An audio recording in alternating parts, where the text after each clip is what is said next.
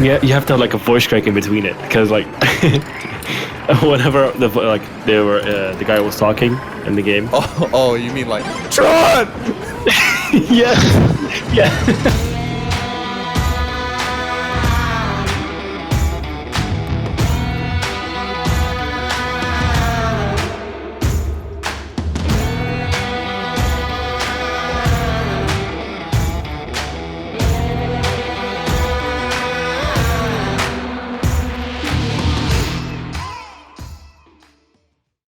There's just so much to talk about, and this game's so much bigger.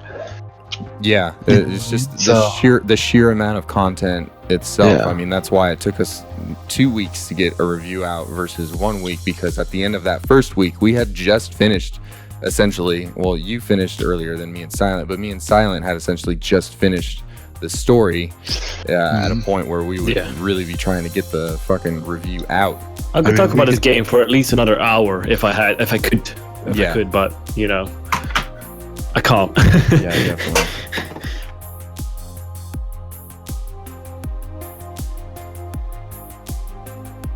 So starting with the story, there are many things left to be desired in the overall plot path. If you're looking for an engrossing story that pulls you in, makes you relate to its characters in meaningful ways, leaves you biting your nails through every plot twist, and has you talking to every NPC you can find to better flesh out the dystopian future you're playing in, then look elsewhere.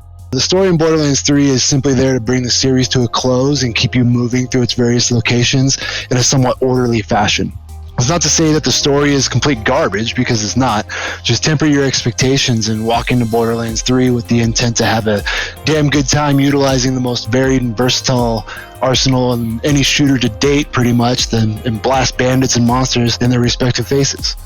The premise here is that you are the newest generation of vault hunter come to Pandora to try your hand at hunting down and looting the vaults, your proverbial claim to fame. Upon arrival in Pandora, you meet up with Lilith, the Firehawk, who is one of the playable characters from Borderlands 1. Stuff happens in Borderlands 2, and she inherits the leadership of the Crimson Raiders and blah, blah, blah, blah, and now she's asking for your help.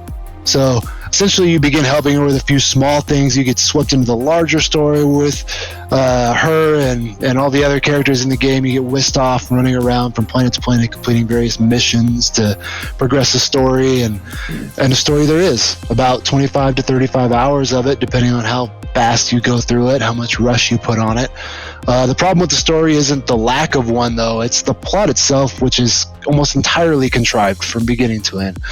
Not at any point through the story did any given plot development surprise me or elicit an emotional response. In fact, I found that about halfway through the story, I stopped caring about the plot entirely because it felt like an insult to my intelligence. The biggest takeaway from Borderlands 3's story were character personalities and nostalgic reappearances of characters from the past two games. The Calypso twins make an interesting and humorous dialogue from time to time, but I was pretty much entirely unimpressed with their roles as villains. In fact, the most memorable characters to me were an AI-infused stuffed teddy bear and two brothers with the last name Tron, who were Malawan troops. I think that one of the story's biggest problems is that it doesn't include you, the player, in any form or fashion.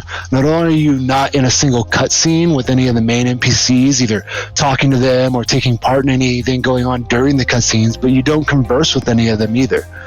And the few lines that you do have throughout the game are sparse, and they're littered here and there, talking to various NPCs that aren't really part of the core of the main storyline. And I think that leaves a lot to be desired as a player character, because you're supposed to be the one that's essentially saving the world.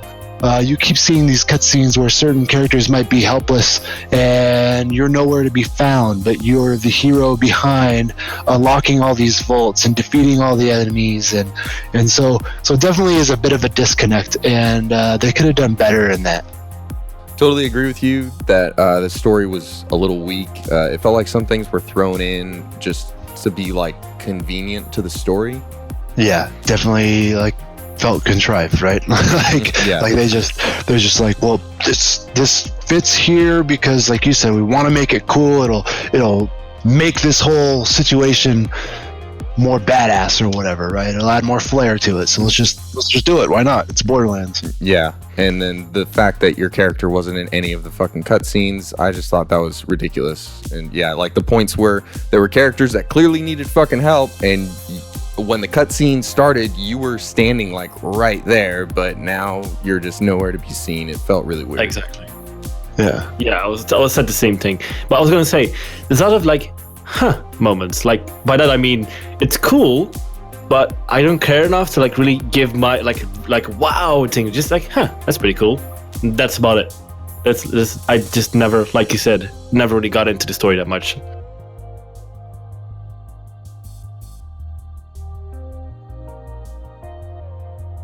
So when the first Borderlands came out, the cel-shaded art style actually turned me off a little bit to the series for some reason. I just wasn't a fan of the way it looked. I thought it kind of made the game look a little cheesy, to be honest. But I kind of grew to like it, and then it was more of the same in Borderlands 2. However, in this game, it seems they really leaned into the cel shading more so than in previous games. But this time, I think it came out looking better than ever, and I really liked it.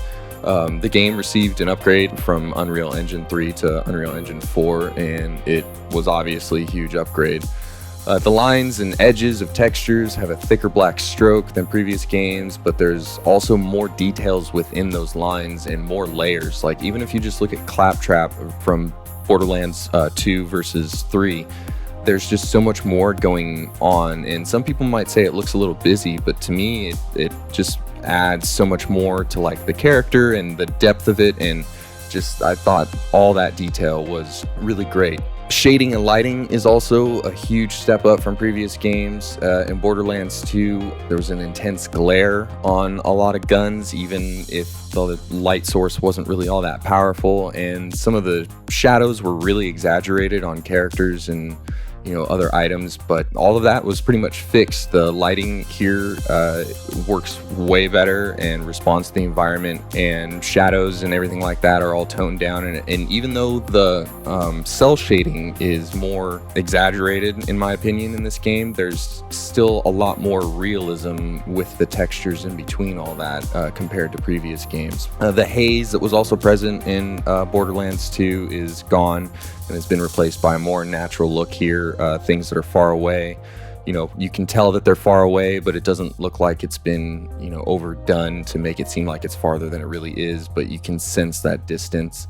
The environments are also way more attractive in that there is more to look at and more going on in most of the maps. A lot more verticality. Even in the desert, there's a lot of, rock structures off in the distance and natural artifacts and plants and all that, and it just adds a lot more to each planet. There also doesn't seem to be any 2D textures laid over physical shapes in the game. That was one of the things that I noticed in Borderlands 1 and 2. Like in Ellie's junkyard in 2, you kind of noticed the 2D layers over shapes and stuff like that, and it was just really kind of fake looking, whereas here everything is rendered out, it's its own shape, and everything is an individual item. Even if it's placed together in a group, it stands out on its own. Each planet also has a really unique feel in that it really helps each environment stand out on its own. This is also reflected in their layouts, where the city is laid out in kind of organized streets. The swamplands are windy and unorganized amongst the several layers that are already in that zone, and the desert is wide open. So none of them feel as cut and paste as previous games, where you're either constantly in the desert, or even in 2 there was some snowy areas and different environments, but it still kind of all felt really similar, whereas here each planet has its own unique feel and design to it, which was really awesome.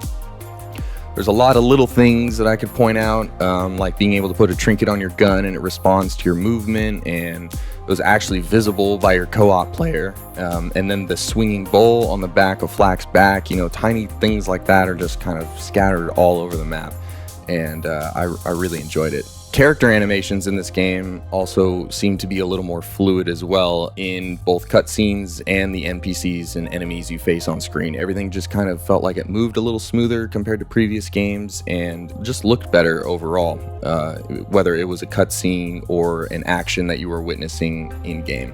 Most of these upgrades were probably to be expected. There's been a pretty decent amount of time between this game and the last game. There was only 3 years between 1 and 2, whereas it was 7 years between 2 and 3. So I think it was going to look better no matter what, but what does look better is just, I think, a huge upgrade and is deserving of recognition of the changes that were made to the game. When you said they added a lot of details, they really did add a lot of details just to the character, like you said, with the trinkets and the ball on Flex back. Just the amount of detail they put into all of it. It's just, they did an amazing job with that, in my opinion. Mm-hmm. Attention to detail in this game is far surpassed anything I think most people would have expected. Like down to even earlier when we were just sitting there fucking around or whatever, and you can hear the humming of the power lines. What game has that? Power lines just are there to make it look more realistic, I guess, to add to the overall clutter in the world so it doesn't feel so empty. Fucking humming from the electrical lines, that's insane. I don't know that I've ever seen that in a game. Not that it's that big of a deal and it's like by itself, but when you think of it as far as like just little details, someone thought about adding that in there. You know what, we should add a little humming sound to this power line here, because we've never seen it done in any other games. Mm-hmm. It's all the tiny details that make the game good.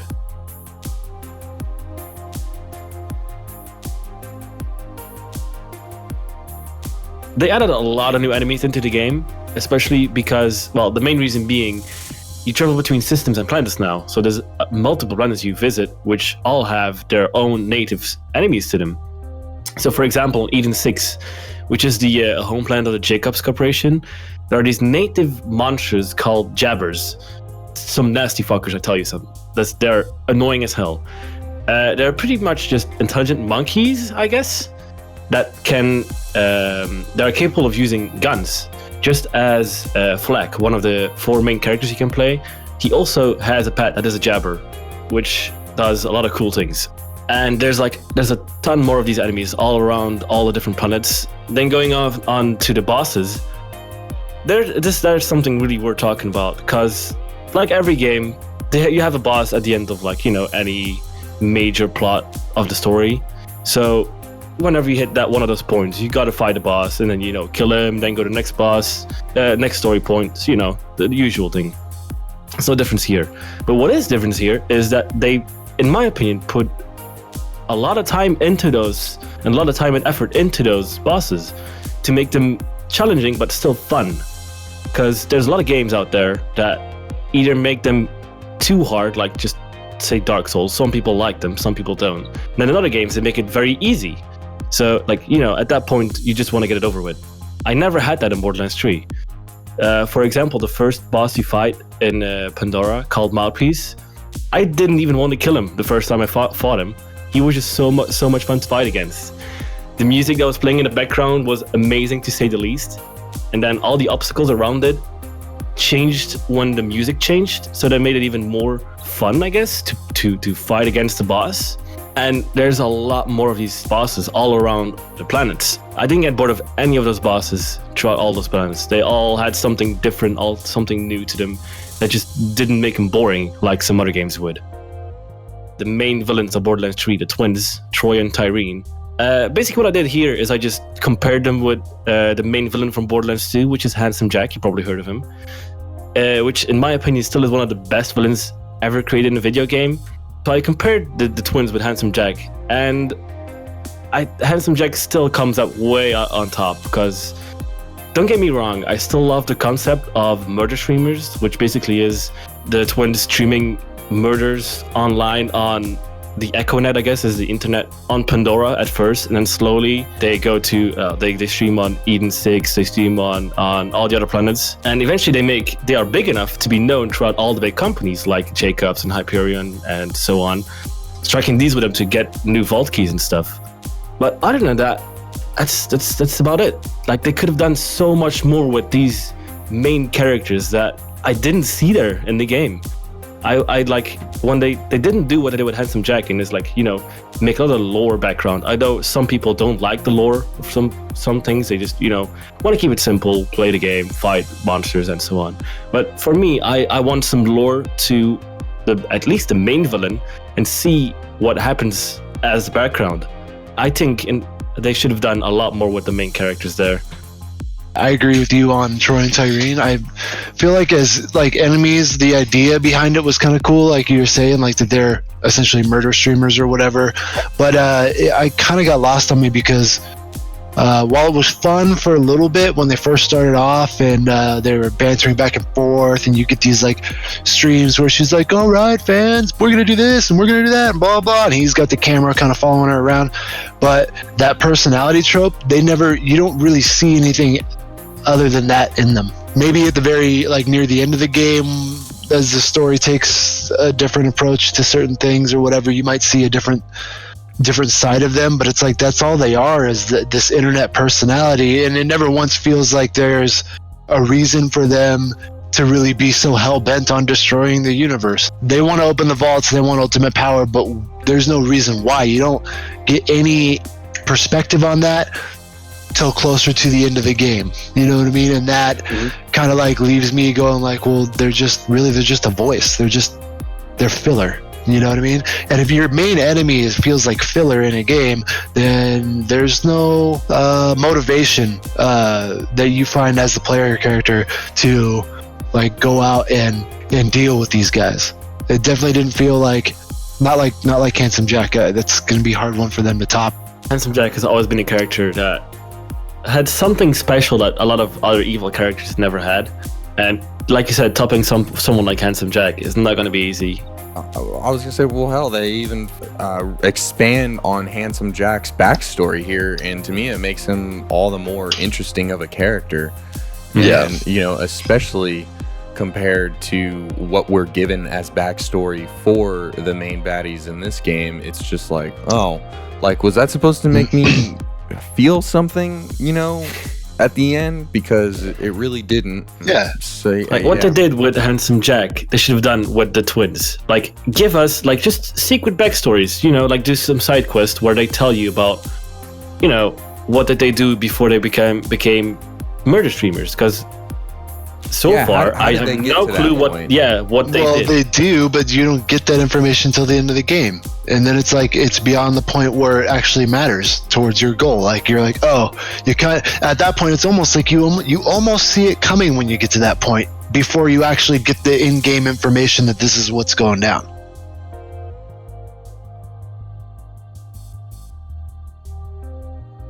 So gameplay in Borderlands 3 is absolutely fantastic. Gearbox has went above and beyond to make the mayhem in this new installment look and sound and control like an absolute dream.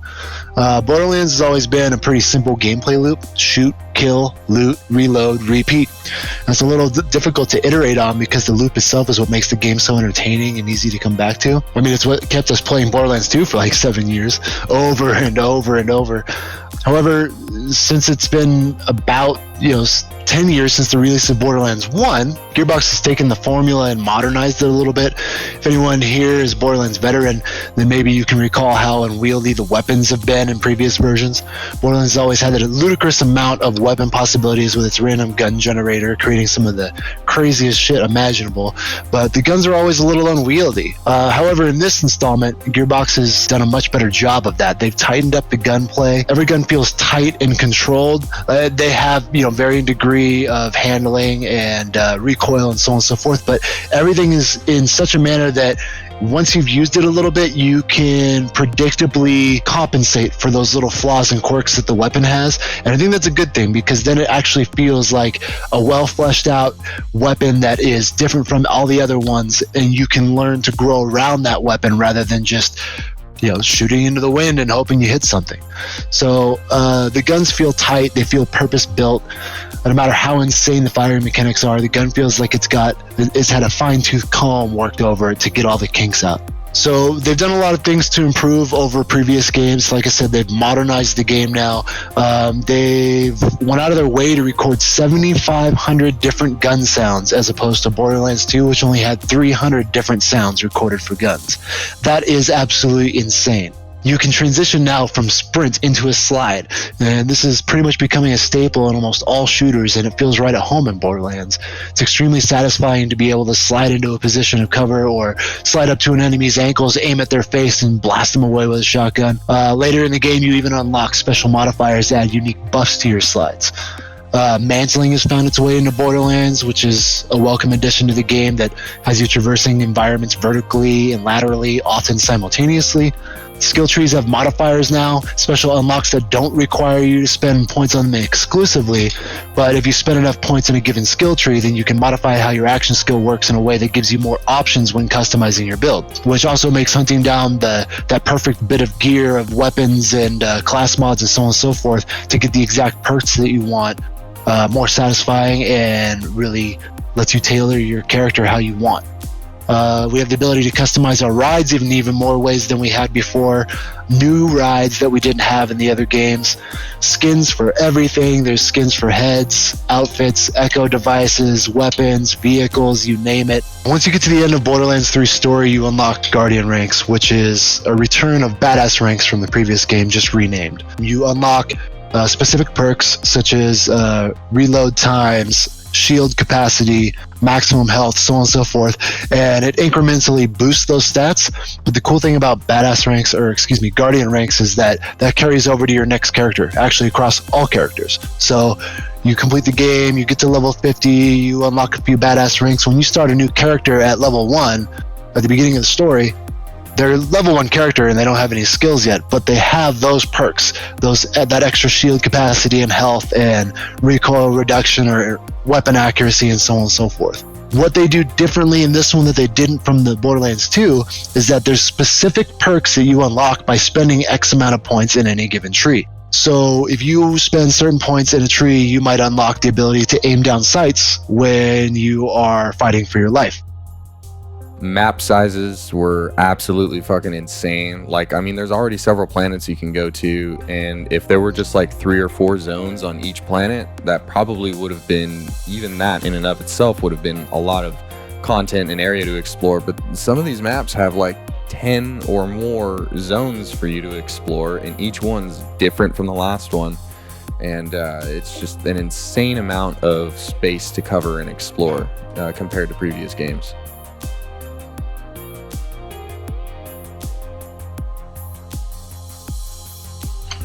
To kind of expand more into a pro as far as gameplay goes, the Twitch integration, man, I thought that was so fucking cool. I haven't utilized it once, but the fact that there's a way for you to play kind of with the people who are watching, and that if they have the game, they can get loot and interact with you in that way, and they can even, I believe, throw challenges your way, and players can battle you through the Twitch integration.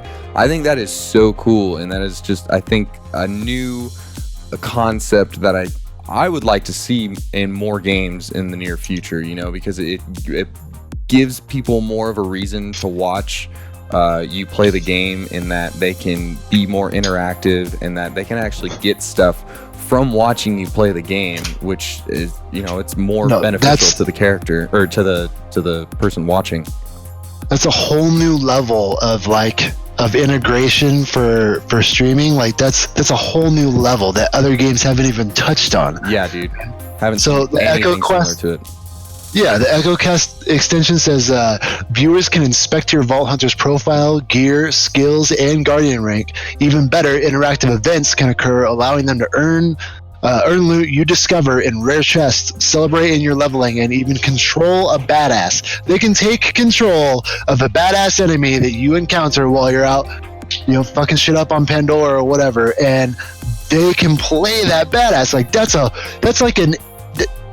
crazy. Like Borderlands has never had that before. Borderlands, that's something that they've never done before. That is like a PvPvE kind of shit that they just pulled off. So you know what I mean? Fucking cool, dude. Like, that's awesome. You play with the people that you're watching. That's totally cool. And they can do a lot of stuff too. Like when the people control the badass, they can, like, a few things I saw from a live stream was that we could heal them up again to full.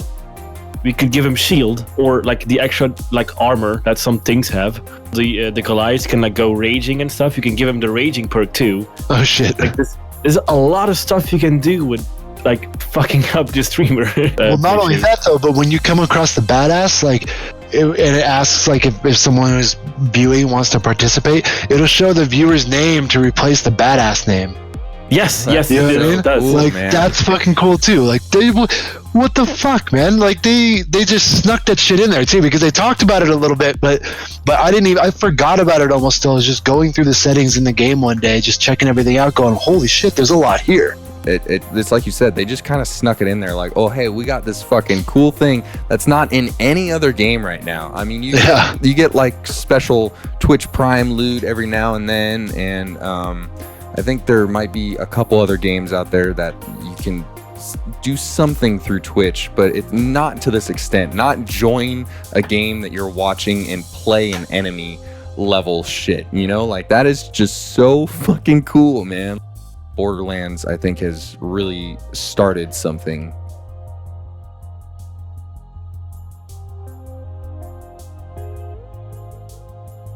Some cons. The map is a little weird to navigate, in my opinion, which has kind of been somewhat consistent across all the Borderlands games. I remember that being a little bit of an issue for me in the first one, especially when you're trying to go somewhere and you might make a waypoint on the map, but it doesn't really direct you any which direction, which I get it. They want you to kind of explore and find your own path, but sometimes it's just a little frustrating. Like, you're driving along and then you realize, I don't know if I'm going in the right direction. You got to bring up the map and you realize you missed like a left turn, and you got to turn around and kind of redo all that. Because that's actually like taking you out of the game every time. Yeah. And when you're playing co-op, like, the game world keeps moving around you, so you can get really fucked up sometimes.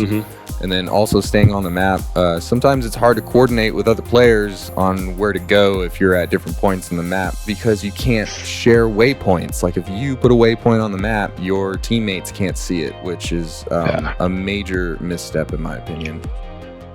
A lot of people have been complaining about how glitchy this game is, and I will definitely say that it has glitchy moments, but the glitches aren't anything game breaking essentially for me. Like, there's a lot of little things, like no sound on the guns when you're shooting, or images swapping in the inventory screen, wibbly wobbly vehicles in other players' servers, which is honestly probably the most annoying thing that I've come across. But then there's also like floating holstered guns, characters floating outside of vehicles, things like that, but they don't really have an effect on the gameplay. And sometimes even what one person was seeing that we were playing with, the other person wasn't seeing. So there's this weird kind of overlap in some of the things. The only bug I've had in the entire game was one time, to me, I had an icon swapped in the inventory and it looked kind of weird.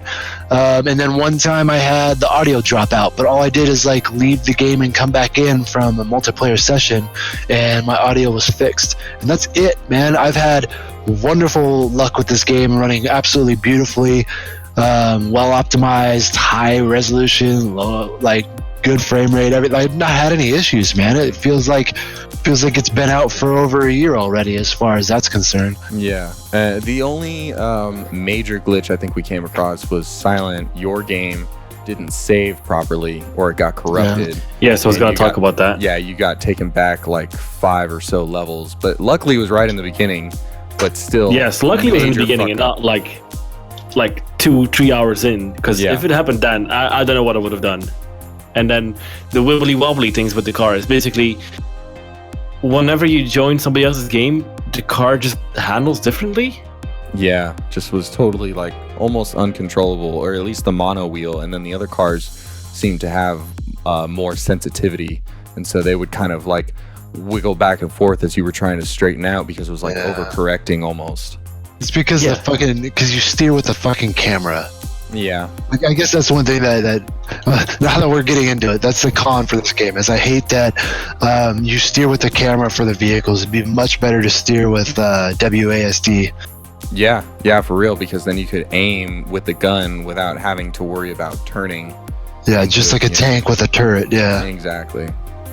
That could get some fixes, but nothing too major for me either. Yeah, nothing major aside from the corrupted save and a couple other things that are just annoying, definitely, but nothing to, in my opinion, call the game trash. You know, fuck, man, think of all the Bethesda games that have come out just filled with glitches and bugs and shit, and everybody's just like, oh, it's a feature, you know, and like that joke. It's like, well, fucking A, man, like this game is massive and damn near everything else works great. There's just those few little things that happen every now and then.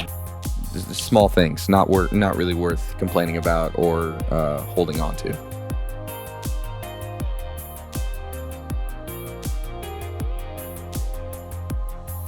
All those cons aside, I thought that this was a great game, man. There's a lot more positives over the cons, which I think we need to factor in, and which I think a lot of people aren't doing in their reviews and their gripes about the game. They're just focusing on the things that they don't like versus all the things that the game did right, like we were talking about, like the tons of content and lengthy story. Loot is just as abundant as ever. Some good quality of life upgrades in there as far as, sliding and mantling and whatnot.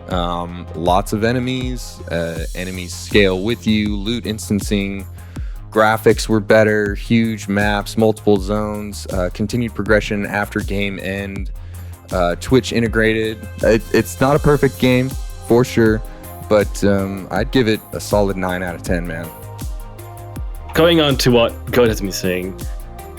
Score, I'm going to say the score is a 9 for me also. I would say it might sound that we were talking like pretty shit about the game and like, a lot of like cons, but it was an amazing game. I loved every single moment of it. I still play, even though like the game has been over for like, I don't know, 15 hours already. I'm like 45 hours in, I think, and I still want to play more. Like I'm having a lot of fun. And I still will be, because I'm probably going to play at least one more character. And if I still have more fun, I'm probably going to play all the other characters too. So it's an amazing game. Yeah, 9 out of 10 for me. What I love the most about this game is just how much fun the game is, and not just in a gameplay mechanics type of way, but just it just oozes character. The game does as a whole entire game. All the characters themselves have personality. The writing is hilarious. All the little reference points they have in the game to like other IPs and shows and so on and so forth. They're just littered everywhere. Like there's humor in everything in this game, and that's what I love about it, because that's what makes it so much fun. Everyone's bitching about more of the same, and that's exactly what I think a lot of people wanted.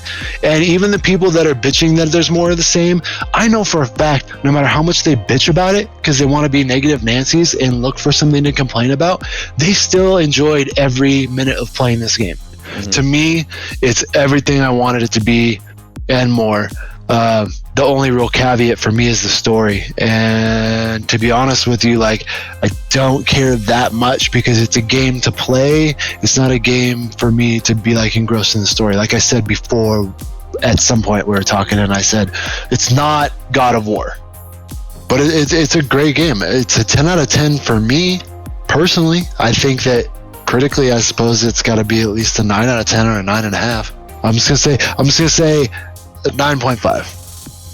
I'm sure it could maybe even be argued that you could talk this down to an 8 if you wanted to get super critical, but definitely not anything lower than that. Don't think it deserves a 7. Don't think it deserves any of the really low scores it's been getting. Like, it's a fucking fun game, man. Like, it all just boils down to that. Did I have fun playing it? Yes, I had a shit ton of fun playing it, and gripes and cons aside, it's got everything that I wanted it to have. So plus more, like Attrition said. Yeah, people that are giving it like a fucking 1, 2, and 3 because it's not on Steam and they're still boycotting it and whatever, like, get the fuck over it. It does not deserve a score that low, like you said. It is, at the very least, if you wanted to be hypercritical, then an 8. I don't see it being anything lower than that. don't listen to all the bad reviews out there, kiddos. And just because it's not coming out on Steam, go get that fucking game. It's good.